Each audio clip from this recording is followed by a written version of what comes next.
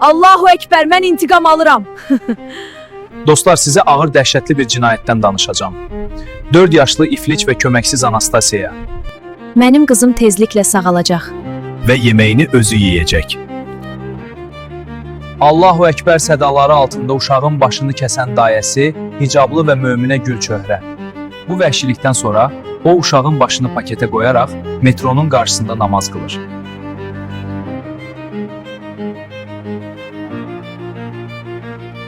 Namazı bitirdikdən sonra uşağın başını paketdən çıxarır və hamıya bildirir.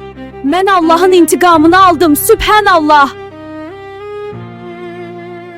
İstintaqda və məhkəmədə verdiyi ifadə. Siz müsəlmanların qanını Suriyada tökürsünüz. Müsəlmanların ağrısını hiss edin.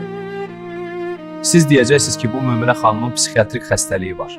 Lakin bir həqiqət var. Quranda Xızır gələcəkdə günah edə bilər deyə günahsız uşağı öldürür və ya oğlunun başını kəsməyə hazır olan İbrahim Peyğəmbər.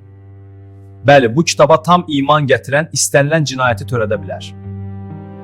Mən sağalıb bütün uşaqlar kimi xoşbəxt olmaq istəyirdim.